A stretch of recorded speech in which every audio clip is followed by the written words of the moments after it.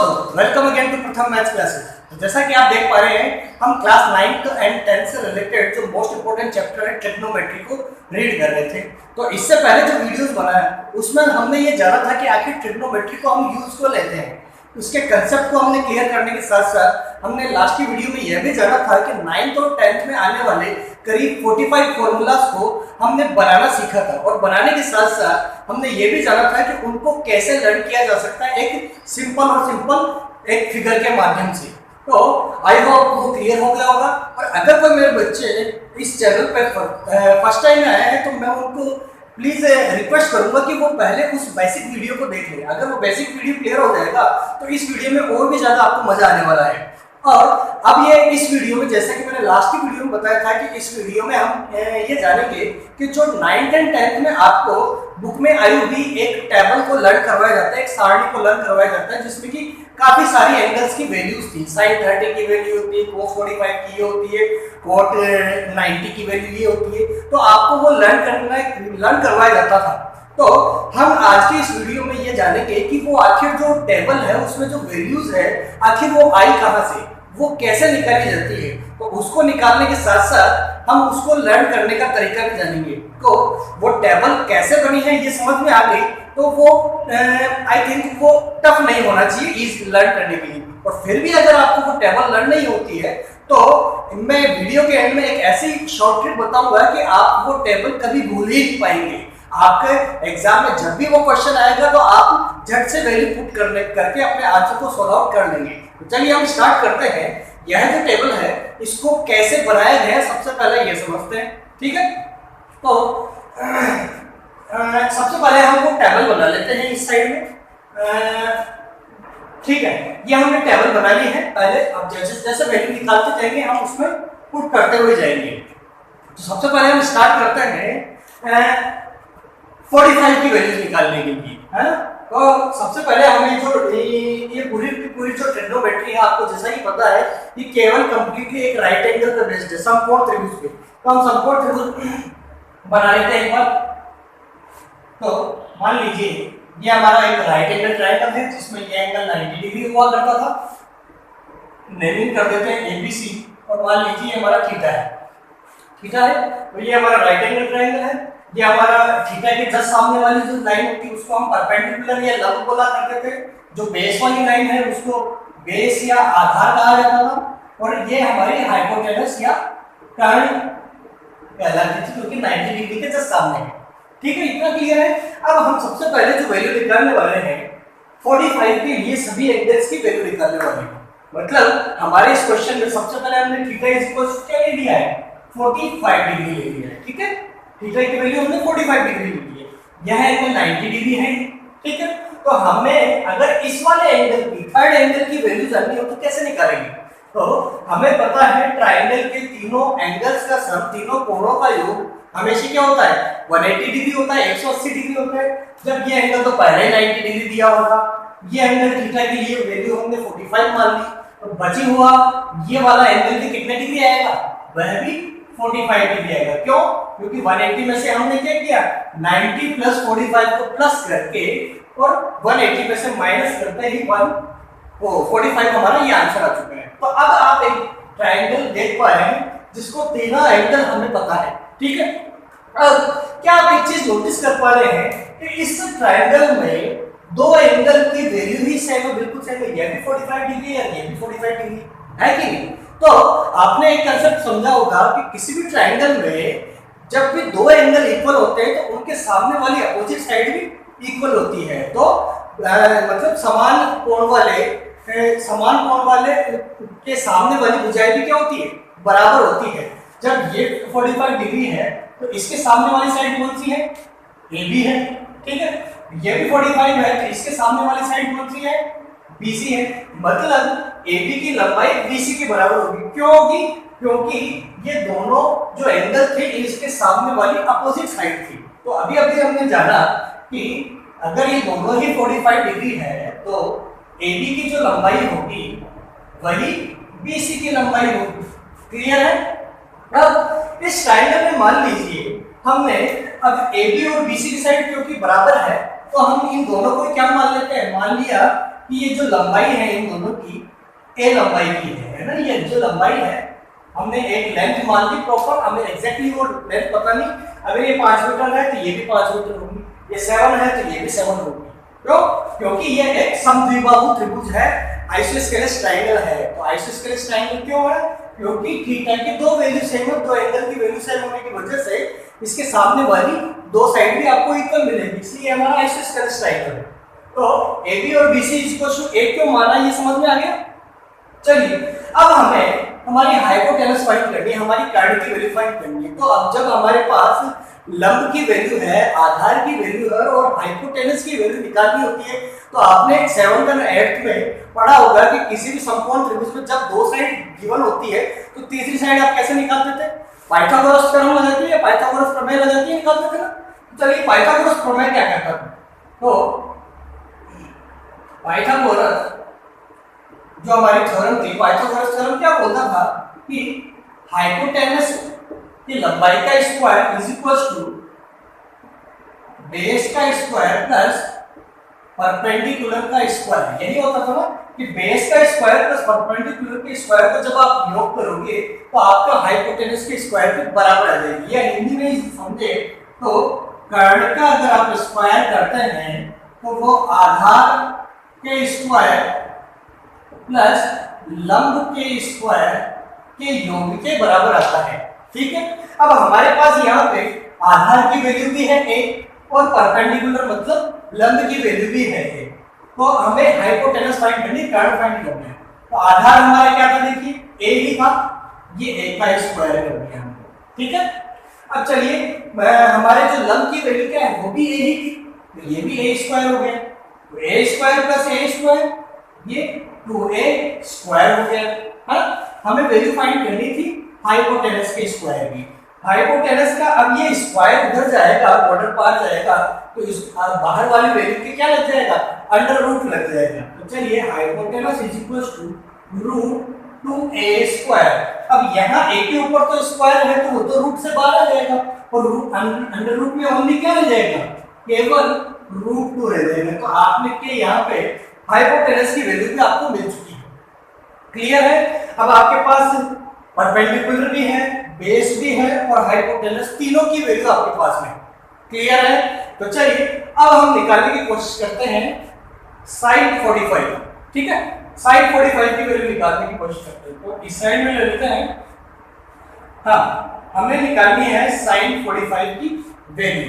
Theta की value 45 है, तो sin का मतलब क्या होता था, तो साइन का मतलब अभी जब जस्ट जिससे पहले वाला जो वीडियो बना था कि साइन का मतलब क्या होता था कि परपेंडिकुलर अपॉन हाइपोटेनस, मतलब जो लंब बटे कर्ण हुआ करता था, तो वही लिखते हैं। साइन का मतलब होता था परपेंडिकुलर अपॉन हाइपोटेनस, और हिंदी में बोले तो लंब बटे कर्ण हुआ करता था। ठीक है, तो चलिए हमारे परपेंडिकुलर की वैल्यू यहाँ क्या थी, a आ गई। हाइपोटेनस मतलब कर्ण की वैल्यू अभी भी हमने क्या निकाली थी, a√2। तो a से a क्रॉस आउट हो गया, बचा क्या, 1/√2। तो आपको पता पड़ा sin 45 की वैल्यू कैसे है, 1/√2 आ चुकी। तो इसको 1/√2 को हम कहाँ पुट कर देंगे, उस टेबल में sin की वैल्यू के सामने हमने पुट कर दिया। तो यह था sin 45 हम निकाल चुके। तो आगे बढ़ते हैं, अब हम निकालते हैं cos 45। तो चलिए cos 45 निकालने के लिए, cos का मतलब क्या होता था, cos किन दो चीजों का रेशियो होता था, cos होता था बेस अपॉन हाइपोटेनस या फिर आधार अपॉन कर्ण। तो बेस अपॉन हाइपोटेनस कहें या फिर आधार अपॉन कर्ण कहें। तो चलिए वैल्यू पुट करते हैं। हमारे बेस की वैल्यू यहाँ क्या थी, a।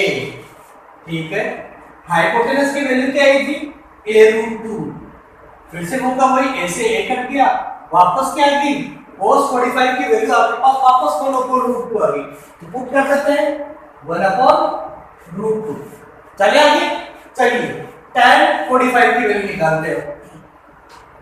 tan 45, तो tan किन दो चीजों का अनुपात होता था, tan परपेंडिकुलर अपॉन बेस होता था, मतलब लंब बटे आधार। परपेंडिकुलर अपॉन बेस या हिंदी में कहें इसको तो लंब बटे आधार हुआ करता था। तो वैल्यू पुट करें, परपेंडिकुलर हमारा क्या आ रहा है, a और बेस हमारा क्या है, वो भी ए ही है। तो ए से ए क्रॉस आउट हो गया, क्या आ गई वैल्यू 1। मतलब tan 45 की वैल्यू क्या होती है, 1 होती है। तो बस अब 3 निकालनी है, बाकी के 3 तो वैसे ही उल्टे हैं। तो साइन का उल्टा क्या होता था, कोसेक। मतलब साइन की वैल्यू जो भी आएगी, अगर आपको कोसेक की फाइंड करनी तो साइन को उल्टा कर दीजिए। पहले बताया था ना मैंने कि sine theta is equal to 1 upon cosec theta होता है, ये मैंने निकालना ही बताया था। तो जब आपके पास साइन की वैल्यू है, साइन की वैल्यू क्या है, साइन 1 अपॉन √2 है, ठीक है 1। और अब आपको कोसेक की निकालनी है, तो जस्ट आपको इसका उल्टा कर देना है। साइन का उल्टा ही तो होता है कोसेक, तो चलिए हाँ, तो साइन की वैल्यू थी 1 अपॉन √2, तो कोसेक थीटा की वैल्यू क्या होगी, इसकी उल्टी, मतलब √2 अपॉन 1, √2 अपॉन 1। और 1 का √2 में डिवाइड करेंगे तो √2 ही आएगा। क्लियर है, कोसेक 45 की निकालनी। चलिए अब आगे चलते हैं। कोस थीटा का उल्टा क्या होता था, कोस थीटा का उल्टा होता था सेक थीटा। तो मतलब कोस 45 की जो वैल्यू है, तो हमें सेक 45 की वैल्यू अगर निकालनी होगी तो हम उल्टा करते मतलब उसको। तो चलिए सेक 45 की वैल्यू भी क्या होगी, √2 अपॉन 1, मतलब 1 में डिवाइड कर √2 में 1 का डिवाइड करेंगे तो वो भी √2 आएगी। क्लियर है, आगे बढ़ते हैं। कोट थीटा की वैल्यू निकालनी, कोट 45। तो कोट उल्टा होता था tan का, तो tan की जो वैल्यू आएगी उसका उल्टा कर देंगे तो हमें कोट 45 की वैल्यू मिलेगी। tan की वैल्यू 1 थी, तो 1 का अगर हम उल्टा करेंगे तो 1 भी क्या आने वाला है, 1 ही आएगा। तो आई होप कि ये 45 की वैल्यूज किस तरह से निकाली गई वो आपको क्लियर हो चुका होगा। आगे बढ़े, चलिए अब हमने अभी तक 45 की वैल्यू निकाली, अब हम 30 और 60 की वैल्यू निकालेंगे। बढ़े आगे, तो इसको मैं एक बार रब कर रहा हूं।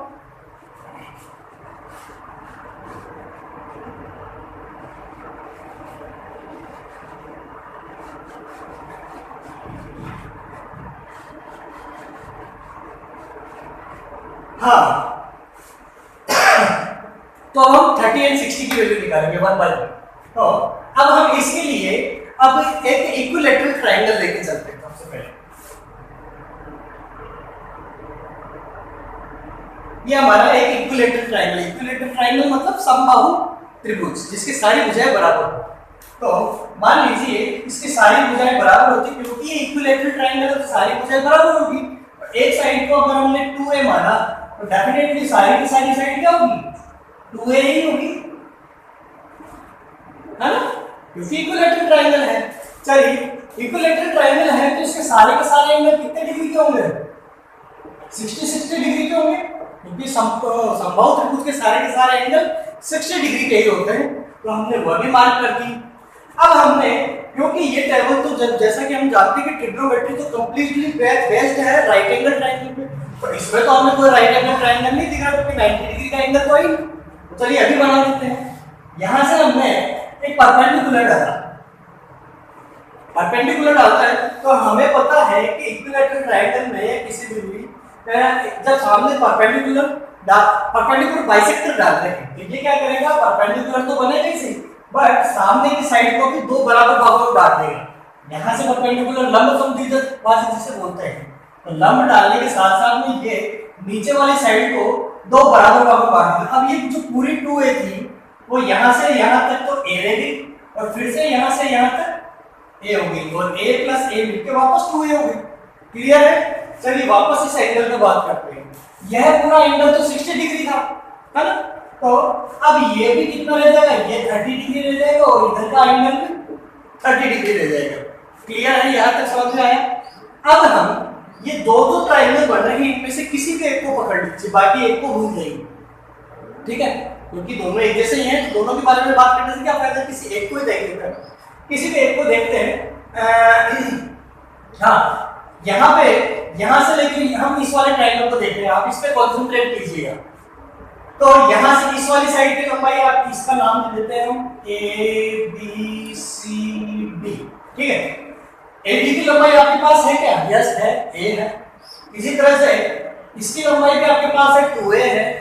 आपको बस इस ट्रायंगल में किसकी लंबाई नहीं है आपके पास में, इस परपेंडिकुलर की लंबाई नहीं है, ए बी की लंबाई नहीं है। तो जो है पहले वो लिख लेते हैं। तो यहाँ पे आपके पास ए बी जो कि आपका क्या है, बेस है ना, क्योंकि थीटा के सामने वाला परपेंडिकुलर कहलाएगा। तो AB जो कि आपका आधार है, बेस है, उसकी लेंथ आपके पास a है, ठीक है। इसके अलावा हाइपोटेनस कर्ण, क्योंकि 90 डिग्री के जस्ट सामने वाली साइड कर्ण कहलाती है, हाइपोटेनस कहलाती है। तो हाइपोटेनस की वैल्यू भी आपके पास 2a दी गई है। तो जो आपके यहाँ पे हाइपोटेनस क्या है, AD, जिसको हम हाइपोटेनस या कर्ण भी बोलते हैं, इसकी वैल्यू भी आपके पास 2 है।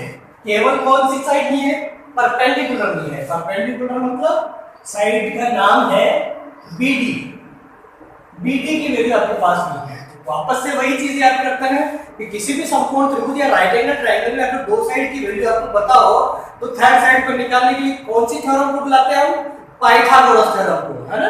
तो वही अप्लाई करेंगे। तो पाइथागोरस थ्योरम क्या कहती थी, हाइपोटेनस का square is equal to perpendicular का स्क्वायर प्लस बेस का स्क्वायर। जो जो भी वैल्यूज है उनको पुट कर देते हैं। हाइपोटेनस की वैल्यू हमारे पास 2a दी थी, ठीक है। परपेंडिकुलर की वैल्यू आपको फाइंड आउट करनी है ही परपेंडिकुलर का आपके पास BD का स्क्वायर। बेस की वैल्यू, बेस आधार की वैल्यू भी आपके पास a दी गई है, ठीक है।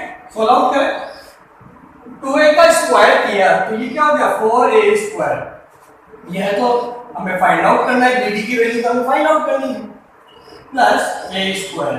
तो चलिए a स्क्वायर को a स्क्वायर इधर ले आते हैं और जिसकी वैल्यू निकालनी उसको एक साइड में रख देते हैं। तो 4a स्क्वायर माइनस हो जाएगा a स्क्वायर, ये इधर आते a square is equal to BD square. तो 4a स्क्वायर में से 1a स्क्वायर गया तो 3a square is equal to BD square. But हमें तो BD स्क्वायर की वैल्यू थोड़ी चाहिए, हमें तो ओनली BD की वैल्यू चाहिए, मतलब ये स्क्वायर हट जाना चाहिए। तो ये स्क्वायर वापस से बॉर्डर पार आएगा तो क्या बन जाएगा, अंडर रूट बन जाएगा। तो under root 3a square is equal to BD। Clear है। तो चलिए BD की वैल्यू क्या होगी, अब a स्क्वायर पर तो स्क्वायर लगा हुआ था इसलिए ब्रैकेट के बाहर आ जाएगा रूट के, और अंदर कौन रह जाएगा, केवल √3 रह जाएगा। तो अब यहाँ पे आप देख पा रहे हैं आपके पास आपके परपेंडिकुलर की वैल्यू भी आ चुकी है, ठीक है। अब तीनों साइड की वैल्यू है आपके पास है, बेस की वैल्यू भी है, हाइपोटेनस की वैल्यू भी है और परपेंडिकुलर की वैल्यू भी है। तो आप वैल्यूज फाइंड आउट करें। चलिए हम निकाल रहे हैं 60 की वैल्यू। देखो एंगल यहाँ पे थीटा की वैल्यू क्या है, 60 है। तो इस केवल इस पे ध्यान दीजिएगा। अगर हम 30 मानेंगे तो 30 के लिए परपेंडिकुलर ये हो जाएगा, वो आगे बात करेंगे। पहले हम 60 की वैल्यू निकाल रहे हैं। तो चलिए स्टार्ट करते हैं। sin 60 की वैल्यू, तो sin का मतलब किन दो का अनुपात होता था, किन दो का रेशियो होता था, perpendicular upon hypotenuse, perpendicular upon hypotenuse, और हिंदी में बोले तो हम लंब बटे कर्ण। तो चलिए वैल्यू पुट करते हैं। परपेंडिकुलर की वैल्यू क्या आई थी, ये a√3, ठीक है। और हाइपोटेनस की वैल्यू क्या आई थी आपके, हाइपोटेनस की वैल्यू थी 2a, ठीक है। तो a से a क्रॉस आउट करके बचा क्या, √3/2। तो आपको पता पड़ा sin 60 की वैल्यू क्या होती है, √3/2। चलिए पुट करते हैं, √3/2। क्लियर है। अब हमें पता था sin का उल्टा क्या होगा, cos है। तो बस cosec की वैल्यू, अगर cosec 60 की वैल्यू आपको चाहिए तो उस वैल्यू को उल्टा कर दीजिए। √3/2 sin की थी तो cosec 60 की वैल्यू क्या होगी, इसका उल्टा 2/√3। तो ये 2/√3। क्लियर है। चलिए आगे बढ़ते हैं। cos 60 की वैल्यू निकालते हैं। cos 60, cos किन दो का रेशियो होता था, base upon hypotenuse, base upon hypotenuse, या हिंदी में बोले तो आधार बटे कर्ण। तो बेस हमारा क्या है, देखिए बेस की वैल्यू a है और हाइपोटेनस हमारा 2a आएगा। बेस की वैल्यू a थी और हाइपोटेनस हमारा 2a आएगा, ठीक है। तो a से a क्रॉस आउट, बचा क्या 1/2। तो cos 60 की वैल्यू क्या होगी 1/2। तो ये cos 60 की वैल्यू 1/2 हो चुकी है। अब cos का उल्टा क्या होता था, उल्टा इस फंक्शन कौन सा होता था, sec। तो sec की वैल्यू चाहिए तो ये वैल्यू उल्टी कर देंगे, 1/2 का उल्टा क्या होगा 2। क्लियर है। चलिए आगे बढ़ते हैं। cos 60 की होगी, अब tan 60 निकालते हैं। तो tan 60 tan किन का रेशियो होता था, perpendicular upon base, perpendicular upon base.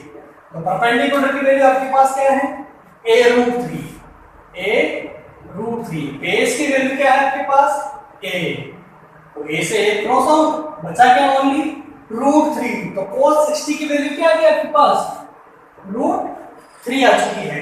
तो tan 60 की वैल्यू आई है। तो tan 60 की वैल्यू क्या है √3 है यार। tan का उल्टा क्या होता था cot, तो cot की वैल्यू निकालनी है तो ये √3 आई है, तो 1/√3 किसकी हो जाएगी cot 60 की वैल्यू हो जाएगी। क्लियर है? तो वो सारी वैल्यूज हमने निकाली। अब हम चलते हैं 30 की वैल्यू निकालने के लिए। तो 30 की वैल्यू निकालने के लिए और हमें करना कुछ नहीं है, केवल इसी फिगर पे दोबारा से गौर करना है। ध्यान से देखिएगा, हमने ट्रिग्नोमेट्री पढ़ने से पहले सबसे बेसिक कंसेप्ट में मैंने आपको ये बताया था कि जो थीटा होता है, जिसके लिए हम किसी भी राइट एंगल ट्रायंगल में थीटा जिसको मानते हैं, तो उसके जस्ट सामने दिखने वाली साइड को हम क्या मानना पड़ता था परपेंडिकुलर मानना पड़ता था। अभी हम इस 60 के लिए वैल्यूज निकाल रहे थे, तो 60 के लिए जो सामने की साइड थी तो BD थी, तो BD को ही हमने परपेंडिकुलर माना था। ठीक है, अब हम इस 60 के लिए नहीं निकाल रहे, अब हम किसके लिए निकाल रहे हैं 30 के लिए। तो 30 डिग्री तो ये वाला एंगल है कि नहीं? तो अब हमारा परपेंडिकुलर कौन सा रहेगा इसके सामने वाला साइड। इसके सामने वाली साइड कौन सी आ रही है AB आ रही है, AB आ रही है ना। तो मतलब अब हमारा जो ये AB पहले बेस था, अब ये हमारा क्या कहलाएगा, अब ये हमारा परपेंडिकुलर कहलाएगा। क्लियर है? चलिए ये हमारा परपेंडिकुलर हो गया।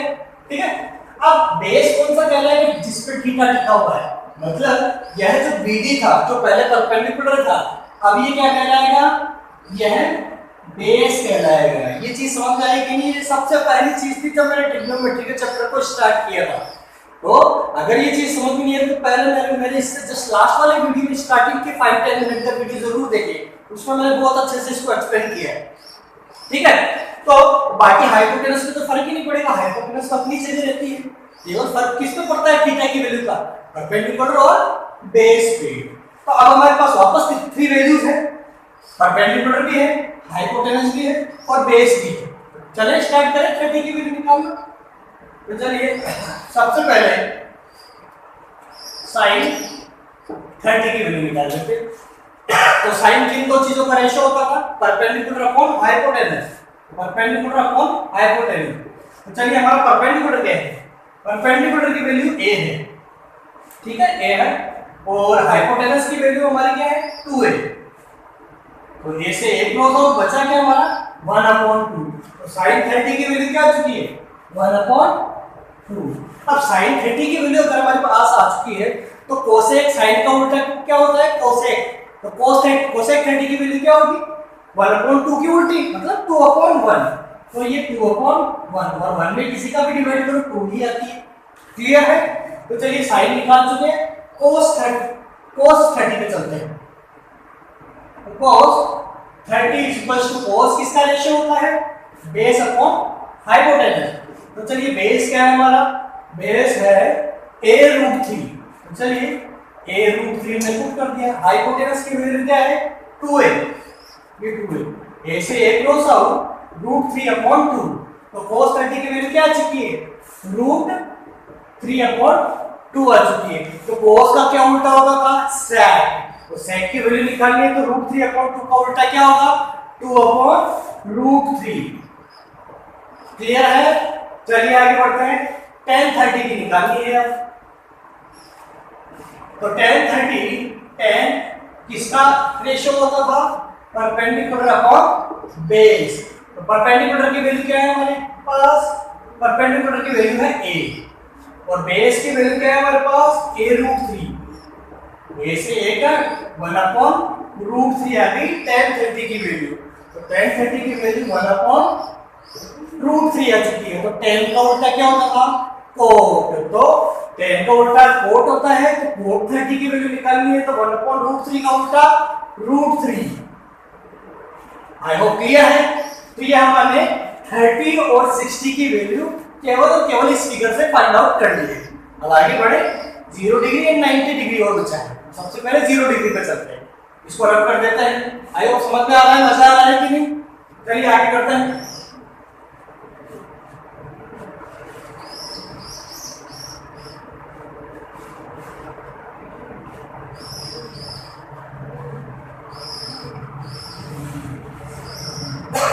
हाँ, अब हम ये मान लीजिए हमारा राइट एंगल ट्रायंगल है ए बी सी, ये 90 डिग्री होता ही है, ये हमारा थीटा होता है, ठीक है। अब हम यहाँ ये ध्यान देंगे, हमने थीटा की वैल्यू क्या बनानी है 0 डिग्री। तो आप इस चीज को समझिए, ये इस साइड ये थीटा की वैल्यू 0 डिग्री का कैसे हो सकती है। ये यहाँ पे आपने ये नीचे एक फिगर्स देख रहे होंगे कि जब 0 डिग्री आपको करना हो इसकी वैल्यू, तो ये जैसे जैसे आगे बढ़ता जाएगा ये और डाउन होती जाएगी, ये हाइपोटेनस की लाइन ये 0 डिग्री हाइपोटेनस बार-बार नीचे होती जाएगी, जैसे कि आप यहाँ फिगर्स में देखते आ रहे हैं। तो जैसे जैसे एंगल की वैल्यू कम होगी वैसे वैसे हाइपोटेनस इधर अंदर झुकती हुई जाएगी। बेस तो उसी जगह ही है, लेकिन क्योंकि 0 डिग्री एंगल बहुत कम होता है तो ये हाइपोटेनस और नीचे आती जाएगी। और एक सिचुएशन ऐसी आएगी कि ये दोनों जो लाइन है ये BC, ये तो आपकी BC थी, और ये AC लाइन, ये जो AC लाइन है वो इसी पे ही आके ओवरलैप कर जाएगी, एक दूसरे के ऊपर आके कोइंसिडेंट हो जाएगी, समपाती हो जाएगी, क्योंकि तभी तो 0 डिग्री एंगल बनेगा। अगर थोड़ी भी ऊपर आई तो 1 डिग्री या 2 डिग्री आ जाएगा। तो 0 डिग्री एंगल के लिए क्या होगा कि AC और BC लाइन दोनों ही एक दूसरे के ऊपर आ जाएगी। समझ रहे मेरी बात को? तो AC और BC जब एक दूसरे के ऊपर आ जाएगी तो इससे हमें क्या मतलब निकला कि AC और BC जब एक दूसरे के ऊपर आ जाएगी तो यह जो लाइन थी परपेंडिकुलर, यह तो गायब भी हो जाएगी। जब 0 डिग्री का एंगल है, ये आपका एंगल 0 डिग्री का होगा जब ये हमारे इधर का परपेंडिकुलर तो गायब भी हो जाएगा, तभी तो 0 डिग्री का एंगल बनेगा। तो मतलब यहाँ पे जो AB क्या था हमारा परपेंडिकुलर था, तो परपेंडिकुलर तो 0 ही हो जाएगा 0 डिग्री के एंगल के लिए। क्लियर है? और जो हाइपोटेनस और जो हमारी बेस है, इन दोनों की वैल्यू क्योंकि एक दूसरे पे आके बिल्कुल एक दूसरे पे ओवरलैप हो जानी है, मतलब इसकी जो वैल्यू होगी वही बेस की वैल्यू होगी। मतलब हाइपोटेनस जो हमारा क्या था AC, जो कि हाइपोटेनस हमारा AC था और बेस हमारा BC था, ये दोनों वैल्यू बिल्कुल बराबर होगी क्योंकि एक दूसरे पे ओवरलैप कर जाएगी। मतलब अब हम बराबर होगी तो मतलब ये 5 मीटर है तो ये भी 5 होगी, ये 6 है तो ये भी 6 होगी। तो एक यूनिट मान लेते हैं, उनको 1 यूनिट मान लेते हैं, ठीक है। तो अब यहाँ पे आप देख पा रहे हैं हाइपोटेनस आपके पास में, बेस आपके पास में, परपेंडिकुलर आपके पास में, तो तीनों वैल्यूज आपके पास में है।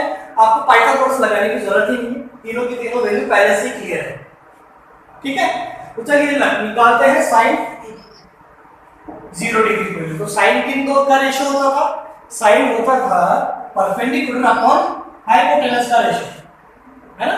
तो परपेंडिकुलर की वैल्यू क्या होती है? परपेंडिकुलर हमारे यहाँ क्या है? परपेंडिकुलर हमारे यहाँ 0 है और हाइपोटेनस हमारा क्या है यहाँ पे 1। तो 0 में 1 का डिवाइड करेंगे तो क्या आएगा? 0 ही आएगा। तो साइन 0 डिग्री की वैल्यू क्या आ गई? 0 ही आ गई है। तो अब साइन का उल्टा क्या होता है? कोसेक। तो मतलब 0/1 को उल्टा करेंगे तो क्या आएगा? 1/0 आएगा, 1/0 आएगा। तो हमें पता है कि 1 में अगर 0 का डिवाइड करेंगे तो वह क्या हो जाएगा? वह भी अनडिफाइंड आएगा कुल मिलाकर के। तो ये नॉट डिफाइंड, ये इनफाइनाइट, ठीक है। नॉट डिफाइंड को हम इनफाइनाइट नहीं कह सकते। तो आपने साइन 0 की वैल्यू निकाल ली। चलिए और आगे बढ़ते हैं, cos 0 पे चलते हैं। cos किसका रेशियो होता था? cos होता था बेस अपॉन हाइपोटेनस का रेशियो। तो बेस हमारा क्या है यहाँ पे 1 और हाइपोटेनस भी हमारी 1 ही है। तो 1 में 1 का डिवाइड करेंगे तो क्या आएगा? 1 ही आएगा। तो ये हमारा क्या हो गया? 1 हो चुका है। अब cos 0 की वैल्यू 1 है तो cos का उल्टा क्या होता है? sec। तो 1/1 का उल्टा क्या होगा? वह भी 1 ही होगा। तो sec की वैल्यू भी क्या होगी? 1 हो चुकी है। चलिए अब चलते हैं tan 0 डिग्री पे। तो tan किसका रेशियो होता था? Perpendicular upon base. परपेंडिकुलर हमारा क्या आ रहा है? परपेंडिकुलर 0 आ रहा है और बेस हमारा 1 आ रहा है। तो 0 में 1 का डिवाइड करेंगे तो वह भी क्या आएगा? 0 ही आएगा, ठीक है। 0 में 1 का डिवाइड करेंगे तो 0 ही आएगा। तो tan 0 की वैल्यू भी आपके पास आ चुकी है 0, ठीक है। अब इसका उल्टा कर लेते हैं। तो ये 0/1 था तो cot की वैल्यू क्या होगी? 1/0। तो इसकी वैल्यू भी क्या होगी,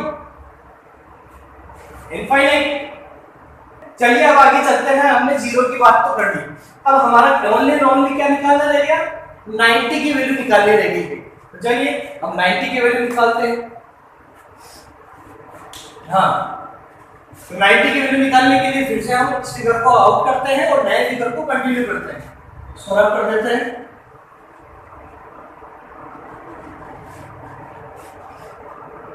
हाँ, तो अब मान लीजिए वो का वही राइट एंगल ट्रायंगल है, ये 90 डिग्री है, ये ए बी सी, ठीक है। अब आप खुद सोचिए, ये अभी हमारा थीटा है, ठीक है, यह थीटा 90 डिग्री कब बन सकता है, ये थीटा 90 डिग्री तभी बन सकता है कि जब AC जो है इसको हम इधर बढ़ाएंगे तभी तो ज्यादा होगा, और इधर बढ़ाएंगे तो कब वैल्यू कम होगी, इसको इधर लाएंगे तो एंगल माइनस होगा, और उधर लेके जाएंगे तो एंगल बढ़ेगा। तो हमें 90 डिग्री लाने के लिए ये जो AC है इसकी पोजीशन क्या होनी चाहिए, ये यहाँ आ जानी चाहिए AC, तभी तो ये थीटा 90 डिग्री होगा। क्लियर है? तो थीटा जब 90 डिग्री होगा तो यह वैल्यू, ये इधर खिसक रहा है, ये AC इधर जा रहा है, तो इस सिचुएशन में हमारी जो BC की जो लेंथ है, जो ये BC है, ये धीरे धीरे कम होती जाएगी, है ना, कम होती जाएगी। जैसे मान लीजिए ये पहले हमारा इस जगह है, तो BC ऐसे हो जाएगी, कम हो जाएगी, फिर धीरे धीरे और आगे जाएगा BC, जैसे मान लीजिए ये यहाँ आया और BC और कम हो जाएगा, धीरे धीरे वहां जाते जाते BC की जो लंबाई है इस सिचुएशन के आने के बाद में यह जो BC है ये पूरी की पूरी तरह इसी जगह पे आ जाएगी, ये BC गायब भी हो जाएगा, तभी तो ये 0 डिग्री 90 डिग्री का एंगल बनेगा। समझ में आया कि नहीं? उस साइड में जाएगा तो BC की लंबाई वास्तव में कम होती जाएगी कि नहीं, तभी तो 90 डिग्री का एंगल बन पाएगा इन दोनों के बीच में। क्लियर है?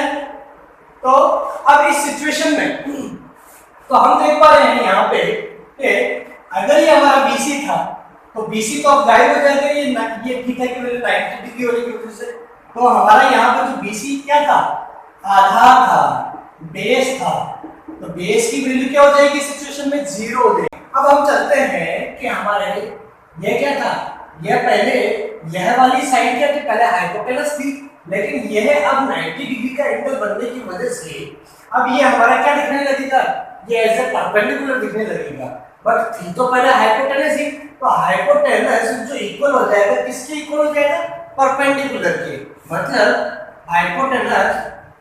हाइपोटेनस जो कि हमारी क्या रह जाएगी, ये AC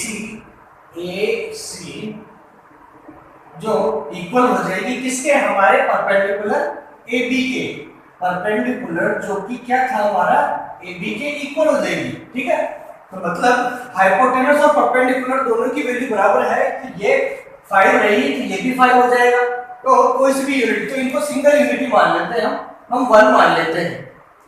ठीक है, अब हमारे पास देखते हैं 20 आधार की वैल्यू है, हाइपोटेनस की वैल्यू है और परपेंडिकुलर की वैल्यू, तीनों वैल्यूज हमारे पास में है, तो वैल्यूज हम अब 90 डिग्री, थीटा की वैल्यू यहाँ क्या है 90 डिग्री, तो चलिए फाइंड आउट करते हैं।